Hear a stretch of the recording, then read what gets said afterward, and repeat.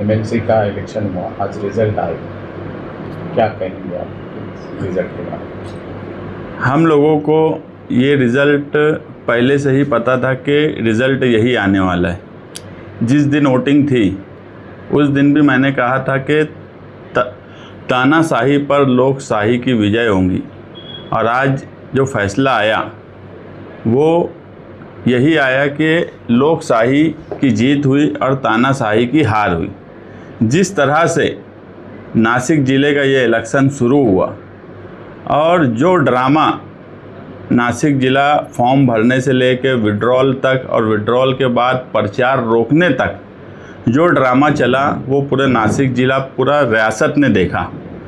और उस वक्त से ही हमने ये फैसला किया था कि जिस तरह से महायुति के उम्मीदवार नरेंद्र दराड़े साहब गुरूर और घमंड में इलेक्शन लड़ रहे हैं और मालेगांव शहर को, और ख़ास तौर से मालेगांव शहर की मालेगांव सेकुलर फ्रंट की पार्टियां, इस्लाम पार्टी, समाजवादी पार्टी और कांग्रेस पार्टी को अहमियत नहीं दे रहे, और जिस तरह से हमने ज़िले का नियोजन जो बना तो ये निश्चित था कि हर हाल में जीत जो है वो गोकुल गीते की ही होने वाली है, और आज गोकुल गीते जीते। इसी के साथ उस वक्त भी मैंने कहा था और आज भी, अगर मत मोजनी अलग अलग हुई होती, यानी हर शहर की महानगर पालिका की अलग अलग होती, तो उस दिन का मेरा स्टेटमेंट कि 25 वोट से ज़्यादा नरेंद्र दराड़े को मालेगांव शहर से नहीं मिलेंगी। और आज वही फैसला है। आज भी ये बात हम मानते हैं कि हम कॉलर टाइट करके ज़िले में हमने ओपन ये बात बोली थी कि हम तानाशाह के ख़िलाफ़ हैं। बाकी जो लोग थे वो बीजेपी और शिवसेना के साथ थे, मुकामी एमआईएम के लोग, मुकामी एमआईएम के लीडर, यहाँ तक के जो हज पर गए हैं मुकामी एमएलए एमआईएम के, वो हज पर से भी उनका जो फैसला था वो बीजेपी और शिवसेना के साथ रहने का था। और हमने एक आज़ाद उम्मीदवार को चुना, और कभी भी हम दोहरी सियासत नहीं करते, एक फ़ैसले के साथ थे अव्वल दिन से आसिफ शेख साहब और हम। और उस फैसले के साथ ही आज जो रिज़ल्ट आया ये कहीं ना कहीं मालेगांव का कद ज़िले में और मालेगांव के नगर सेवकों का कद पूरे ज़िले में आज कहीं ना कहीं बढ़ा है। और ये फैसला जो आज का था, ये हम मानते हैं कि सियासत में मालेगांव को छोड़ा नहीं जा सकता। सियासी फील्ड में किसी भी इलेक्शन में अगर कोई मालेगांव शहर को नज़रअंदाज करेगा तो मालेगांव हमेशा से सियासत में अपना एक दबदबा रखता है, और आज ये साबित हुआ कि मालेगांव शहर का ज़िले में अपना एक दबदबा है। ईदगाह के मेंबर से या ईदगाह के मैदान से, फसील से आपने बहुत बेदंगई से कहा था कि चमत्कार होगा, तो आपको क्या कितना कॉन्फिडेंस था इस पर? नहीं, उस वक्त भी मैं बोला था कि ये इलेक्शन, कई इलेक्शन हमने लड़े, ये इलेक्शन अपनी नौइयत का अलग ही इलेक्शन था। मैंने ऐसा इलेक्शन आज तक नहीं देखा जो इलेक्शन इतनी खामोशी से, और नगर सेवक जो है वो ज़िले भर के नगर सेवक महायुति के उम्मीदवार से नाराज़ थे, और जिस तरह से ज़िले भर के कारपोरेटर्स ने एक दूसरे से राब्ता करके और एक दूसरे से कांटेक्ट करके जिस तरीके का फैसला दिख रहा था, वो उस वक्त भी हमको लग रहा था कि हर हाल में 352 नोट गोकुल गीते को मिलेंगी, और आज 357 नोट गोकुल गीते को मिली, जिसमें से 58 नोट मालेगांव शहर की है 83 में से। आपने कहा कि तानाशाही किसकी थी? तानाशाही महायुति बीजेपी शिवसेना की, कि वो किसी को लड़ने देना नहीं चाहते थे। इलेक्शन में, राजकारण में तुम अपना प्रचार करो और अपनी ताकत का पूरा इस्तेमाल करो, मगर इलेक्शन ही ना हो, हर जगह बिन विरोध इलेक्शन हो। ये कहीं ना कहीं जमहूरियत जैसे मुल्क में, जमहूरी मुल्क में ये जमहूरियत का कत्ल है, ये तानाशाही है कि मुसलसल लोगों पे दबाव बनाया जा रहा था कि तुम फॉर्म मत भरो, तुम फॉर्म निकालो। यहाँ तक कि जब फॉर्म विड्रॉल का वक्त ख़त्म हो गया तो ये दबाव बनाया गया उम्मीदवारों पे। एक मुकामी उम्मीदवार भी थे मालेगांव शहर के, प्रसाद हीरे, एक नासिक के थे, गोकुल गीते। मगर गोकुल गीते ने प्रचार तो रोका मगर हिम्मत नहीं हारी। प्रचार रोकना एक अलग बात है और हिम्मत नहीं हारना ये एक अलग बात है, और उनका हिम्मत नहीं हारना ही सही मानों में ये जीत की वजह बनी। और उनके साथ मालेगांव जैसा शहर जब लगा तो उनके अंदर और कॉन्फिडेंस आया, और उन्होंने ज़िले भर में जो भी नियोजन उनके लोगों ने बनाया वो ऐसा नियोजन था कि जिसमें जीत निश्चित थी। और जिस तरह से वो इलेक्शन लड़ रहे थे ये हमारे लिए भी एक नया तजुर्बा था।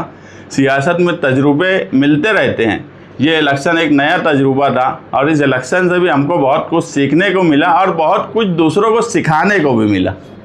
गीते जो है ये एकनाथ शिंदे से मिलने के लिए जा रहे हैं, इस तरीके की खबरें आ रही हैं। देखो, अब वो मुख्यमंत्री से भी मिलने जाएंगे, उप मुख्यमंत्री से भी मिलने जाएंगे। आज एमएलसी बन गए, मुख्यमंत्री है, उप मुख्यमंत्री है, ये तो सियासत में चलता है। सरकार में जो लोग हैं मिलने जाएंगे, उससे कोई फ़र्क नहीं पड़ता। वो आज़ाद उम्मीदवार थे, बैलेट पेपर पे आज़ाद उम्मीदवार थे, जो फॉर्म भरा वो आज़ाद उम्मीदवार थे। यहाँ तक कि सूचक अनुमोदक हम थे मगर आज़ाद उम्मीदवार के सूचक अनुमोदक थे। मालेगांव शहर ने 10 सूचक अनुमोदक दिया था, तो हम आज़ाद उम्मीदवार के साथ थे। अब वो किससे मिलने जा रहे हैं ये उनका मामला है। मिलना जुलना ये सियासत में चलता है और इंसान मिलता जुलता है। ज़रूरत हमको भी पड़ती है मुख्यमंत्री उप मुख्यमंत्री से मिलने की, तो हम नज़रियाती तौर पर इख्तिलाफ होने के बाद हम भी मिलते हैं। आप तानाशाही के खिलाफ वोटिंग करें ऐसा उस दिन भी बयान दिया था और आज भी बोल रहे हैं, लेकिन मुखालफिन की तरफ से ये बात है कि आप लोगों ने इस्लाम पार्टी के जो उम्मीदवार का पर्चा दाखिल था, अगर वो वापस नहीं लेते तो हम उनके साथ रहते। देखो, ये छचन और दोगली बात है। कारपोरेशन के महापौर इलेक्शन में मुझे बताओ, इस्लाम पार्टी की मेयर नसरीन शेख साहिबा, समाजवादी की डिप्टी मेयर शान हिंद साहिबा, इनका फॉर्म था, एक तरफ शिवसेना का फॉर्म था। उस वक्त इमाम वाले तटस्थ क्यों थे? उस वक्त इस्लाम पार्टी और समाजवादी पार्टी को वोट क्यों नहीं दिया मेयर के इलेक्शन में? उस वक्त भी एक तरफ शिवसेना के उम्मीदवार थे। ये तो उस वक्त शिवसेना की ऑफिस पे जाके मंत्री साहब के चरणों का आशीर्वाद लेके वहाँ से निकले। इनका बस नहीं चला, ये शिवसेना को वोट देते। अगर ये बोल रहे हैं कि इस्लाम पार्टी का फॉर्म होता तो हम उनको वोट देते, तो फिर महापौर इलेक्शन में इस्लाम पार्टी का फॉर्म रहने के बाद मेयर को इन्होंने क्यों वोट नहीं दिया? डिप्टी मेयर को इन्होंने क्यों वोट नहीं दिया? सीधी सी बात है कि हमारा फॉर्म भरने का मकसद अव्वल दिन से क्लियर था। हम कभी भी आसिफ शेख साहब और हमारा एकदम क्लियर वो था कि इलेक्शन होना चाहिए। हम इलेक्शन लड़ना नहीं चाहते थे। हम फॉर्म सिर्फ इसलिए भरे थे कि बिन विरोध ना हो। जब हमको विड्रॉल के वक्त ये लगा 2 बजे कि प्रसाद हीरे और गोकुल गीते फॉर्म विड्रॉल नहीं करेंगे, हम जब मुतमईन हो गए तो हमने हमारा फॉर्म निकाल लिया, क्योंकि हम सिर्फ बिन विरोध नहीं होना देना चाहते थे। उसमें हम कामयाब हो गए थे। हम इलेक्शन नहीं लड़ना चाहते थे।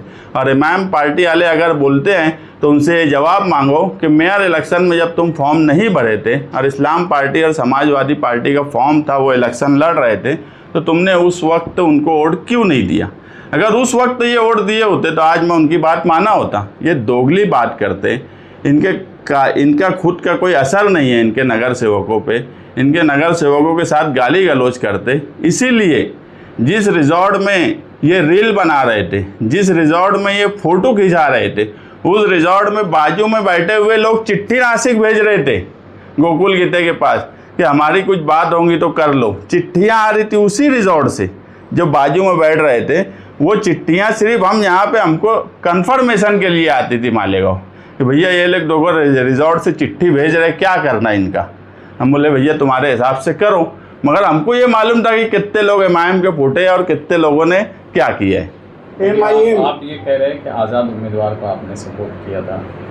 ये उम्मीदवार अगर शिंदे साहब से मिलने गया या फिर उनसे मिलने गया और उसने किसी पार्टी में शमूलियत इख्तियार कर ली, तो फिर आप क्या?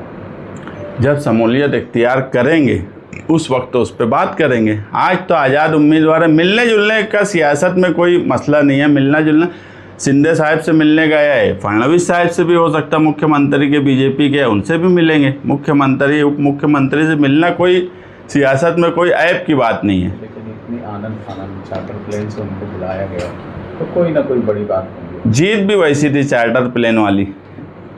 MIM शिवसेना भाजपा में जो क्रॉस वोटिंग हुई है उसका मास्टरमाइंड कौन है?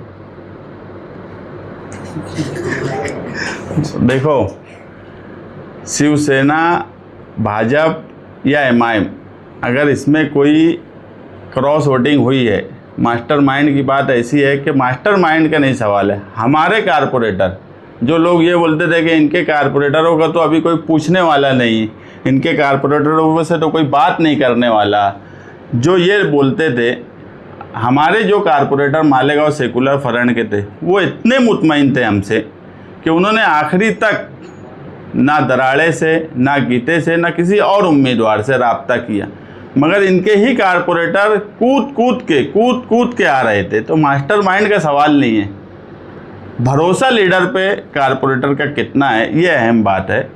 जहाँ लालच आ गई, जहाँ लीडर ही लालची हो जाए, वहाँ कारपोरेटर का भरोसा नहीं रहेगा। ना हम लालची हैं, अगर हम लालची नहीं है तो हमारे नगर सेवक भी लालची नहीं है। तो यहाँ पर मास्टरमाइंड का सवाल नहीं है, लीडरशिप कैसी है, ये अहम सवाल है।